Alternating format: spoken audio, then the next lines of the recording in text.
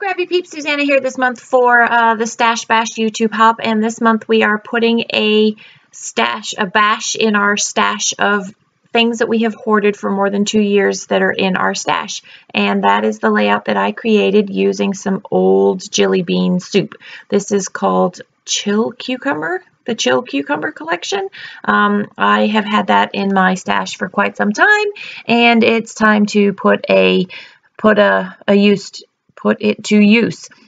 So I have two pictures of my son. He has an owl balloon critter headband thing on his head. We were at a swim meet down in Florida in August, and I have had these pictures printed for quite some time, but I've never really found the right paper to scrap them. And so the owl has yellow and green in him, and I thought that this collection was absolutely perfect for this. And so I'm just creating I have some pieces of the collection that are full 12 by 12 pieces, and some of them that are actually cut up from a previous project. And I am just going to create a background for these two particular pictures. I also have various stickers and ephemera pieces, and I wanted to use up as much as I could, but with a purpose per se. So I am cutting this as a tall piece to go behind all of that. There is blue in this collection, but I used up most of the blue, and so you can see that piece of cardstock that I have in that top left-hand corner. I was trying to find ways to incorporate just a little bit more blue to pull out the blue that is in the picture. I think it's I'm not sure what it is. I think it's actually a towel or something along those lines, but I wanted to just pop out a little bit more blue for a little slightly different color, sort of an accent color. So I'm going to put the butterfly piece down first, and then that green, which I will overlap with the yellow, which is what is going to be what holds the pictures. Only I got the order down wrong. I wanted to be able to see more of those butterflies moving across the page, and by putting as much green down as I did, I was actually covering up those butterflies. So I still haven't cut out this yellow piece. I'm not sure how long I need that to be. Pardon me. It is pretty late, and I'm kind of scrambling to get this up in time before. So I had to figure out the piece of that yellow because I wanted it to be slightly longer than this gray. I also wanted the gray pieces, the little stars, to match on the top and the bottom, so I had to trim that down in order to make it match. So it's kind of like a header and a footer for this yellow piece here. And I really have no preordained idea as to how this layout is going to go. I'm making up as I go. I just know that I want the green, the yellow, and then the blue, and then I'm going to just use different ephemera pieces and sticker pieces to fill in as decoration for the layout. So that looks pleasing to me, and the yellow is in the center there. And now I wanted to put these banners in, and because there are lots of them, and I had to figure out how I was going to do that. And so what I decided to do was split them and use them top and bottom to that yellow piece there. And originally I was going to have all three banner pieces be as tall as the butterfly pieces.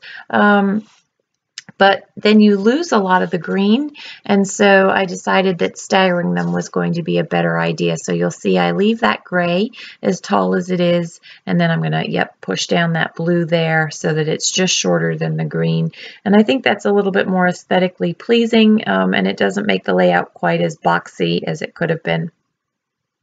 And then for a little bit of variety, I want to pull in that green, so to emphasize the green piece of paper that's on the left hand side. So I'm going to use that skinnier green there, and it has a word, and I think it says blessed on the bottom there. So then I'm going to put the two pictures on the left hand side.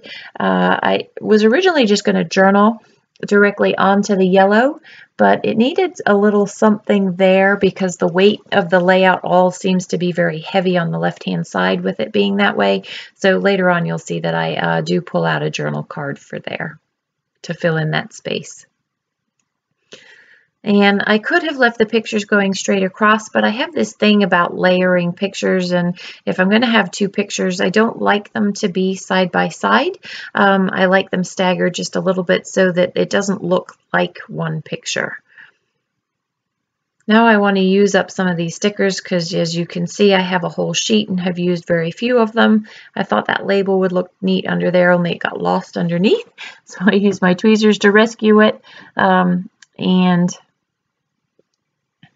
still haven't found a home for that, but I found a star to put in the banner, and I'm still trying to figure out where this label is going to go, and I'm going to nestle it actually on the right hand side of the layout, and again just to break up those straight lines a little bit. So right there is where that'll end up going, and it doesn't really serve any purpose. There isn't enough space there to put a date stamp or anything. It just is just to break up the space. So now I'm going through the ephemera pack that are in that little container that I've got there, and I like the blue cloud, and that blue does really pop the rest of the blues in the layout. I thought about putting the gray cloud, but it didn't work. And then I'm just going to play with these labels. Again, I'm really just trying to use up this stuff that I've had laying around for a long period of time. But those of you who know me know that I like to have my stuff have a purpose, and so there's no point in throwing it on there just for the sake of throwing it on there. So I want to use some thread behind this cloud, so I'm going to pop it up on some foam and then put my thread ball behind it and try and make a organized, disorganized thread ball. You know how I struggle with that. Actually, I think it turned out pretty good on this particular layout, or turned out pretty well if I'm using my good English, better English. And so I'm going to pop that there. And now I realize that that yellow space, which is sort of white space, really needs filling. And so I'm looking at the journal cards that are there, or the cut apart cards, and I'm going to go for that green one. And again, that just pulls a little bit of green across to the right hand side of the layout, and it balances the layout much better.